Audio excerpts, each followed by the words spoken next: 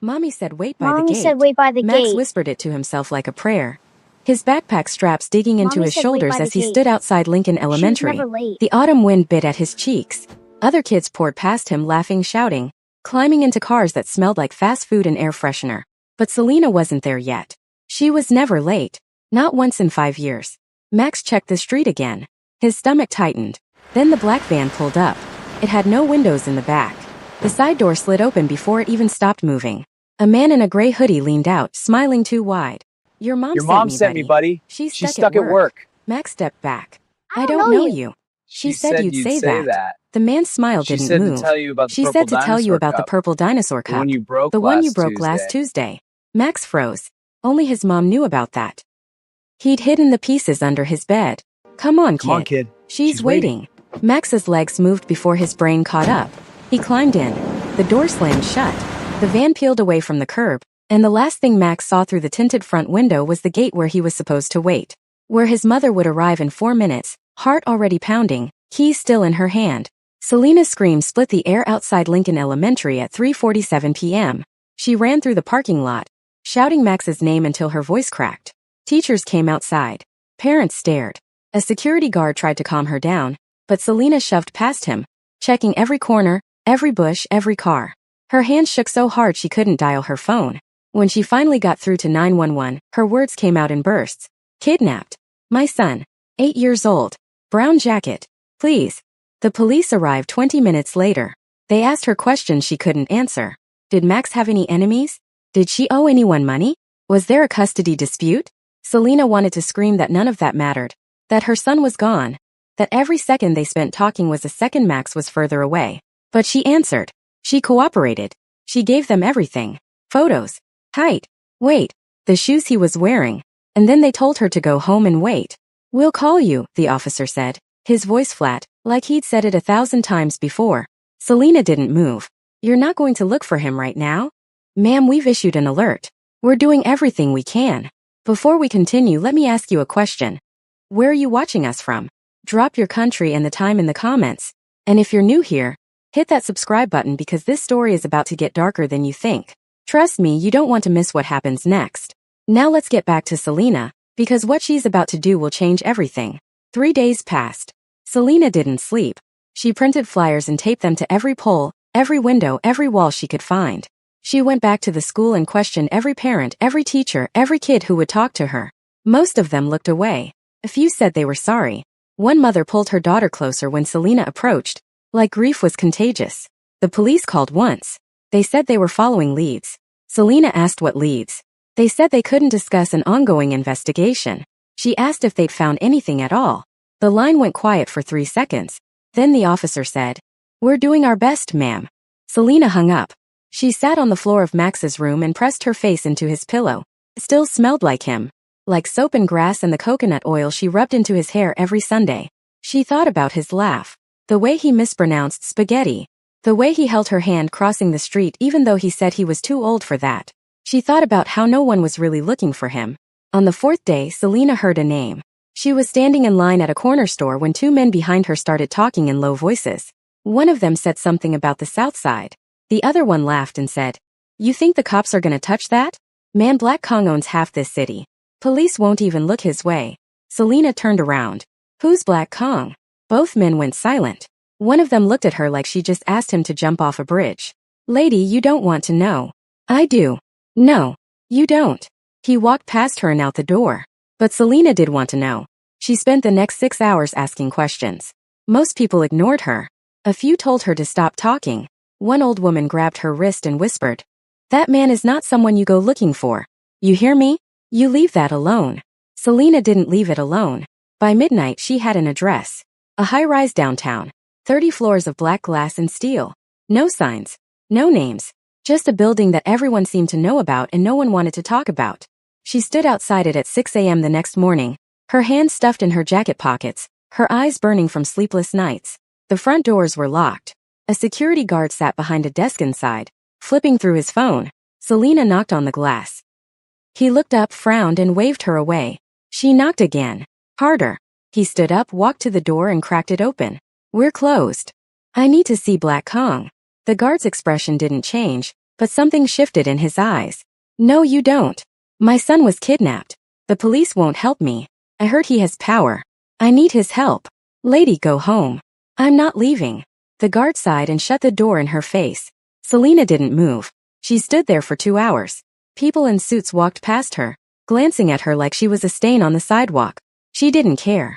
At 8:15, the guard opened the door again. You're still here. I'm not leaving until I see him. You don't get it. He doesn't see people. Especially not people like you. Then tell him I'll wait. The guard stared at her for a long moment. Then he pulled out a radio and said something in Korean. A voice crackled back.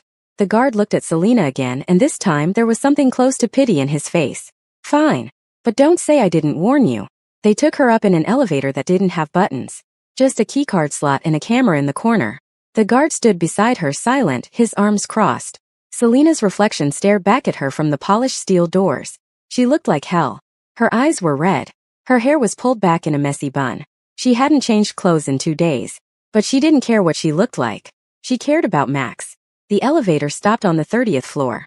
The doors opened into a hallway that smelled like leather and expensive cologne. Everything was black. Black walls. Black floors. Black doors. The guard led her to the end of the hall and stopped in front of a set of double doors. He knocked twice, waited, then pushed them open. The office was massive.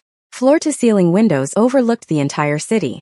A desk sat in the center of the room, made of dark wood that looked older than the building itself.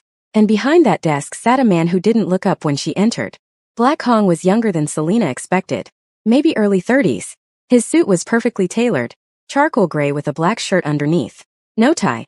His hair was slicked back, and his hands rested on the desk like he was posing for a portrait. He was reading something on a tablet. He didn't acknowledge her presence for a full 10 seconds. Then he looked up. His eyes were cold. Not cruel. Just empty. Like he'd seen too much to be surprised by anything anymore. You have 2 minutes, he said. His voice was calm, almost bored. Selena stepped forward. Her legs felt weak, but she forced herself to stay upright. My son was taken 5 days ago. The police won't help. I heard you have power. I'm begging you. Please help me find him. Black Hong didn't blink. Why would I do that? Because I have nothing else. No money. No connections. No one will listen to me. But you, people are afraid of you. That means you can do things they can't. And what makes you think I care about your son? Selena's throat tightened. She wanted to scream at him, to grab him by the collar and shake him until he understood what it felt like to lose everything. But she didn't. She dropped to her knees instead, right there on the black floor. Her hands pressed flat against the cold surface. Please, she whispered. He's 8 years old. He's all I have. I'll do anything. I'll work for you. I'll owe you. Just please help me find him. Black Hong leaned back in his chair. He studied her for a long moment, his expression unreadable. Then he looked at the guard. Get her up. The guard stepped forward and pulled Selena to her feet. She didn't resist. Black Hong stood and walked to the window, his hands in his pockets. He stared out at the city like he was deciding whether it was worth saving. What's your son's name? He asked. Max Carter. And you think someone took him? Not that he ran away. He's 8. He wouldn't run. Kids run all the time. Not my son. Black Hong turned to face her. Where was he taken? Outside his school. Lincoln Elementary. Witnesses saw a black van. No plates. And the police? They're not doing anything. I can feel it. They don't care. Black Kang's jaw tightened. Just slightly. Just enough for Selena to notice. He walked back to his desk and pressed a button on the phone. A voice answered immediately. Black Hong spoke in Korean fast and sharp. The voice on the other end responded, and Black Hong hung up. He looked at Selena again.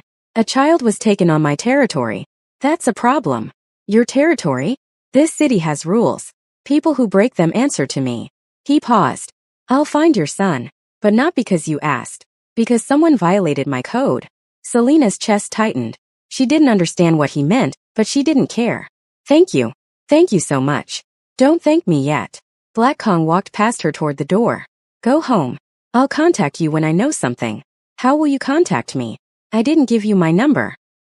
He stopped and glanced back at her. I already have it. Selena's blood went cold. But before she could ask how, the guard was already leading her out of the office. 2 days later, Selena's phone rang at 3 a.m. She jolted awake, her heart slamming against her ribs.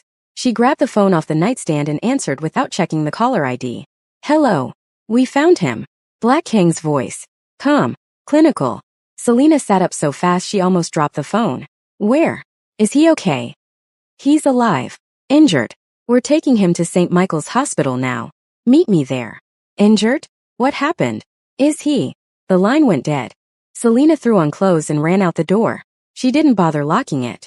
She drove 20 miles over the speed limit the entire way, her hands shaking on the wheel, her mind racing through every worst-case scenario. Injured. What did that mean? A broken arm? A concussion? Internal bleeding? She screeched into the hospital parking lot and sprinted through the emergency room doors. A nurse tried to stop her, but Selena shoved past her. Max Carter. Where is he? Ma'am, you need to calm down. Where is my son? A man in scrubs appeared from a hallway. He was tall with graying hair and tired eyes. Are you Selena Carter? Yes. Where's Max? I'm Dr. Stanley Dean. Your son is in surgery right now. He has internal bleeding. We're doing everything we can. Selena's knees buckled. The doctor caught her before she hit the ground. He's going to die, isn't he? We're trying to stabilize him, but he needs a blood transfusion. His blood type is AB negative. It's rare. We don't have any in stock. Take mine. I'm his mother. We already tested you. You're not a match. Selena's world tilted. That's impossible. I'm his mother. I know, but blood type doesn't always match between parent and child. We need to find a donor fast. A voice came from behind her. Test me. Selena turned. Black Kong stood in the hallway, his suit jacket gone, his sleeves rolled up. Dr. Dean looked between them, confused. Who are you? The doctor asked. Test me, Black Kong repeated. Dr. Dean hesitated, then nodded. Follow me. 15 minutes later, Dr. Dean came back. He looked at Black Kong, then at Selena. His face was unreadable. You're a match. We can use your blood. Black Kong didn't react. He just rolled up his sleeve further and walked toward the donation room. Selena stood frozen in the hallway, her mind spinning. A match? How was that possible? The surgery took 4 hours. Selena sat in the waiting room the entire time. Her hands clasped so tight her knuckles turned white. Black Kong sat across from her, silent, his eyes fixed on the floor. Neither of them spoke. When Dr. Dean finally emerged, Selena shot to her feet. Is he okay? He's stable. The transfusion worked.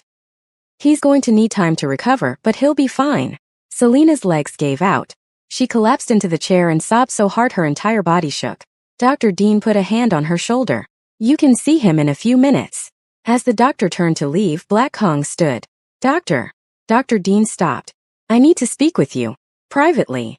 Dr. Dean glanced at Selena, then nodded. Follow me. They walked down the hall and into an empty consultation room. Dr. Dean closed the door. Black Kong didn't sit. He stood with his arms crossed, his face carved from stone. What is it? Dr. Dean asked. The blood. It was a perfect match. Yes. You saved that boy's life. How perfect? Dr. Dean hesitated. I don't understand the question. Don't play games with me, doctor. How perfect was the match? Dr. Dean's eyes shifted. He looked at the door, then back at Black Kong. It was a genetic match. Not just compatible. Identical markers. Black Kang's jaw clenched. Say it clearly. Dr. Dean swallowed. That child is your son. Black Kong didn't move. He stood there in the sterile consultation room, the fluorescent lights buzzing overhead, and let the words sink into his bones. That child is your son. He thought back to 9 years ago. A one-night encounter with a woman whose name he'd barely remembered the next morning. A mistake made in a moment of weakness. He'd never thought about it again. Until now. Dr. Dean cleared his throat. I thought you should know. Legally, I can't disclose this to anyone else without your permission. But medically, it's important information. Does she know? Black Kang's voice was barely above a whisper. Not yet. I haven't told her anything. Black Kong turned and walked out of the room without another word. He moved down the hallway like a man in a trance, his mind racing through calculations and consequences. A son. He had a son. And that son had been taken, hurt, nearly killed because of the world Black Kong lived in. Because of the enemies he'd made. Because of the power he wielded. He stopped outside Max's hospital room. Through the window he could see Selena sitting beside the bed, holding Max's hand. The boy was unconscious, his small body hooked up to machines that beeped steadily. Selena's head was bowed, her shoulders shaking with silent sobs. Black Kong watched her for a long moment. She had no idea. No idea that the man who'd saved her son was the same man who'd created him. He walked away before she could see him. Outside the hospital, Black Kong climbed into the back of a black sedan. His driver didn't ask questions. They never did. Black Kong pulled out his phone and made a call. It was answered on the first ring. Mother. Beatrice Kang's voice came through sharp and clear. I heard about the child. Is he alive? Yes. Good. Who took him? Daniel Lee. There was a pause. Then Beatrice laughed. It was a cold sound like ice cracking. That fool. He thinks he can challenge us by taking children. He was using the boy as leverage. He wanted territory. And what does he have now? Nothing. Yet. Then fix it. Beatrice's voice hardened. No one touches children in this city. No one. You know the code. Handle it. The line went dead. Black Kong stared at his phone for a moment, then made another call. This one was answered by a man whose voice sounded like gravel. Yes. Find Daniel Lee. Bring him to me. Alive. Understood. Black Kong hung up and closed his eyes. The code was simple. You could kill. You could steal. You could destroy. But you did not harm children. Ever. Daniel Lee had crossed a line that couldn't be uncrossed. 3 days later, Selena brought Max home. He was weak, pale, and scared, but he was alive. Selena had set up a bed for him in the living room so she could watch him at all times. She barely slept. Every time he coughed or shifted, she was there, adjusting his pillows, checking his temperature, whispering that everything was going to be okay. On the 4th day, there was a knock at the door. Selena opened it to find Black Kong standing on her porch. He was wearing a different suit this time. Black. Always black. His expression was unreadable. Can I come in? He asked. Selena hesitated, then stepped aside. Black Kong walked into her small living room and glanced at Max, who was asleep on the couch. For a moment, something flickered across Black Kang's face. Something almost human. Then it was gone. I paid your medical bills, he said. All of them. Selena blinked. What? Why? Because I said I'd find your son. I did. The rest is just cleanup. I can't accept that. I don't have any way to pay you back. I'm not asking you to. Selena crossed her arms. Then what do you want? Black Kong looked at her for a long moment. I need to tell you something. About Max. Selena's stomach dropped. What about him? The blood transfusion. It wasn't just a match. It was a genetic match. Selena's face went blank. What does that mean? It means I'm his father. The room went silent. Selena stared at him like he'd just spoken a foreign language. Then she laughed. It was a sharp, bitter sound. That's impossible. 9 years ago. You were working at a hotel downtown. We met at the bar. Selena's laughter died. Her face went pale. She remembered. She remembered everything. The expensive suit. The confident smile. The way he'd bought her a drink and talked to her like she mattered. She'd been lonely. Exhausted. And for one night, she'd let herself forget about the bills and the stress and the empty apartment waiting for her. She'd let herself feel wanted. And then he was gone. You didn't even tell me your name, she whispered. I know. You just left. I know. Selena's hands balled into fists. And now you show up 9 years later and tell me you're his father? After I raised him alone? After I worked 2 jobs to keep him fed? After I cried myself to sleep wondering if I was doing enough? I didn't know he existed. That doesn't make it okay. I know. Selena's voice cracked. What do you want from me? I want to be in his life. Why? Because you feel guilty? Because you think you owe me something? Because he's my son. Black Kang's voice was steady, but there was something underneath it. Something raw. And because someone took him to get to me, that can't happen again. Selena shook her head. You can't just walk in here and demand to be a father. That's not how this works. I'm not demanding anything. I'm asking. And if I say no? Black Kong looked at Max again. The boy was still asleep, his chest rising and falling with slow, steady breaths. Then I'll still protect him. From a distance. But I'd rather do it up close. Selena was silent for a long time. She thought about Max. About the life she wanted for him. About the dangers that came with a man like Black Kong. But she also thought about the fact that Black Kong had saved him. Had paid the bills. Had kept his word. I need time, she said finally. Take all the time you need. Black Kong turned to leave, but Selena's voice stopped him. One more thing. He looked back. What happened to the people who took him? Black Kang's expression darkened. They won't hurt anyone else. 2 weeks later, news broke that Daniel Lee had been found in an alley on the south side. He was alive but broken. His organization had been dismantled overnight. His men had vanished. His properties had been seized.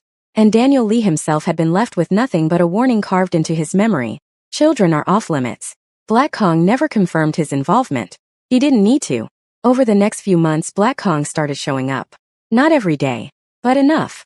He'd bring groceries, pay bills, sit quietly in the corner while Max did his homework. He didn't try to force a relationship. He just existed in the space, steady and present. Max was wary at first, but slowly he warmed up. He started asking questions. Where do you work? Do you like basketball? Can you help me with my math? And Black Kong answered. Simply. Honestly. Selena watched it all unfold with a mixture of fear and hope. She didn't trust Black Kong. Not fully, but she couldn't deny that he was trying. And more importantly, Max was smiling again. One evening after Max had gone to bed, Selena and Black Kong sat on the porch. The air was cool, the street quiet. Selena wrapped her arms around herself and stared at the sky. This isn't a fairy tale, she said. We're not going to fall in love and live happily ever after. I know, Black Kong said. I'm only doing this for Max. Not for you. I know. Selena looked at him. But I'm not going to keep him from you. As long as you keep him safe. Black Kong nodded. I will. Inside the house, Max stirred in his sleep. He rolled over, clutching his stuffed dinosaur, and whispered something too soft to hear. Selena stood and walked back inside. Black Kong stayed on the porch for a moment longer, staring at the door. Then he stood and walked to his car. He didn't look back. Months turned into a year. Max grew taller, stronger. He laughed more. He asked Black Kong to come to his soccer games. He called him by his first name, never Dad. And Black Kong never corrected him. Selena and Black Kong learned to coexist. Not as lovers, not even as friends, but as two people bound by a shared responsibility. And on quiet nights when Max was asleep and the world was still, Selena would think about how close she'd come to losing him. How desperation had driven her to a man she didn't know. How that man had turned out to be more than she'd expected. Not a hero, not a villain, just a man trying to do right by a child he never knew he had. And maybe she thought that was enough. Because at the end of the day, Max was safe. Max was loved. And that was all that mattered. So what do you think? Was Selena right to let Black Kong into Max's life? Would you have made the same choice? Drop your thoughts in the comments. Tell me what you would have done differently. And if this story hit you in the chest like it hit me, smash that like button and subscribe because we've got more stories coming that'll make you question everything you thought you knew about family, power, and what it means to protect the ones you love. I'll see you in the next one.